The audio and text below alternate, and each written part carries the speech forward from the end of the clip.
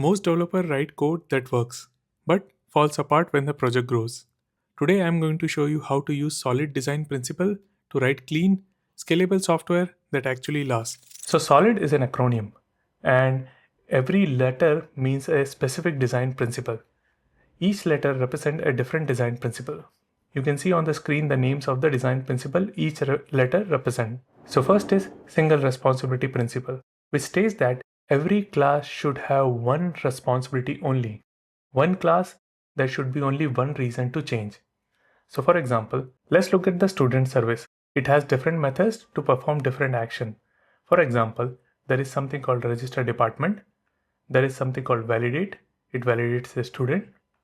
There is something called calculate outstanding fees, save student, set fee reminders. So did you notice something wrong here? So the problem with this class is this type of class is called God class, which basically means it does everything. So if you see student class is doing the registration and charging for the fees, register the student, department registration, and so on. And that is the reason this class violates the single responsibility principle, because it is harder to test, because there are so many touch points, and the reason for change is also multiple.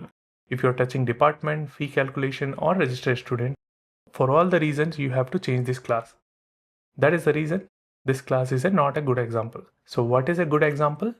So you create individual classes for individual purposes. For example, if you see here, student validator only validates the student, fee calculator calculates the student fee and outstanding, registration handles the registration, and the fee reminder handles the notification. So this is the way you have to split the class into multiple classes so that they will have only single responsibility. So let's move on. Next up, we have open and close principle, which basically means a class should be open for extension and closed for modification. So let's look at an example. So in this example, I have an exam class and there is a result calculator class. So this result calculator class, based on the exam type, calculates the marks and based on a fraction provides the grades. Now, what is the problem with this class? Think about it. For example, there is a new exam type introduced, which is called practical or a surprise test or a holiday test. Then in that case, you need to change the result calculator class, which basically violates the open and close principle, because result calculator class should be open for extension and closed for modification. So now, how do we fix that? To fix this, let's look at this example. Here we have created an interface called exam, and this interface is extended by different type of exam types. So you have midterm exam, final exam, assignment exam, and so on.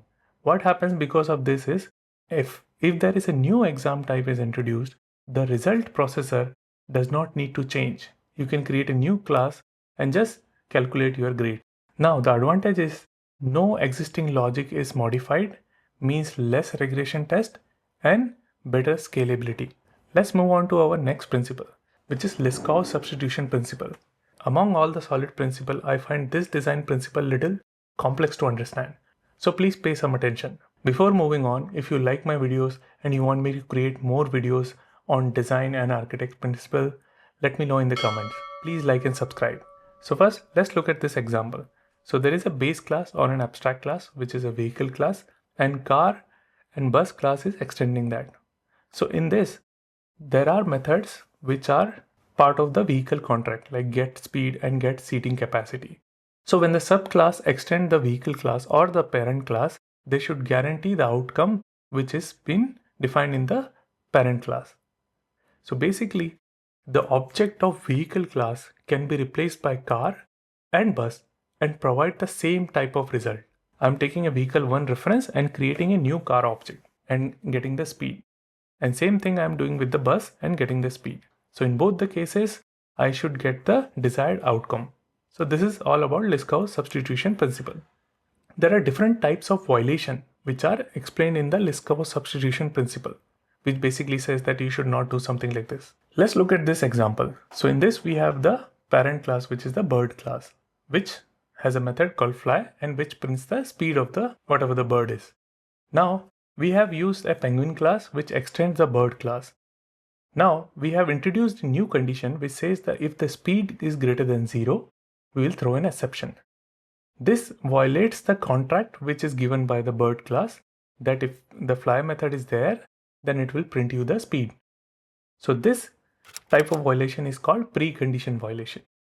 Now I will leave you with this example. You tell me in the comments that what is the correct way to do this. Now let's move on to the next violation. If you look at this example, here we have the base class as account, and then we have the secure account. Here we are adding the balance with the amount and printing the balance amount in the main method. Okay, so now this method does not throw an exception but adds a condition. So if you see here, if the amount is greater than or equal to 100, then only the amount will be added to the balance. So this type of violation is called post condition violation. Here we are not throwing an exception but adding a specific condition. So if you look at the main method, the expected deposit amount is 50, but the actual is 0 because we have given a condition. Now let's look at our next violation. So here we have a rectangle class which has a width and height, and we are setting the width and height and getting the area by multiplying width and height. Now a square class extends the rectangle class. Since the square have both the sides same, we are changing the condition. In the width, we are making the width and height same, and in the set height, we are also making the width and height same, because of which the area in the main method gives a wrong value. So this type of violation called invariant violation, which basically means the subclass changes the fundamental rules which are stated in the base class. Let me know in the comments what is the correct way of doing this. These are all the violations which can be introduced knowingly or unknowingly in your programming, which can violate the Liskov substitution principle. So be aware of that. Next, we have interface segregation principle. So this is a simple one. So basically, don't force a class to implement method they don't need. So don't create a fat interface. As simple as that. Let's look at this example. Here we have an interface called school operation, and it has 3 contracts: take exam, collect fees, and mentor students. Since it is a contract, interface are basically contracts. When I am implementing this interface, I have to use all its method. So math teacher does not need to collect fees. So this is not relevant to the math teacher class. Similarly, the clerk doesn't need to take exam or mentor student. He has to only collect fees. So the other 2 methods are not required here. So to solve this, it's very simple. You create smaller interface based on the usability. So this is what interface segregation principle means. It was a simple one, right? Let's move on to the last one, which is dependency inversion principle. High level modules depend on the abstraction, not on the concrete class. This is also a simple one, but usually people tend to forget that when they are writing the code.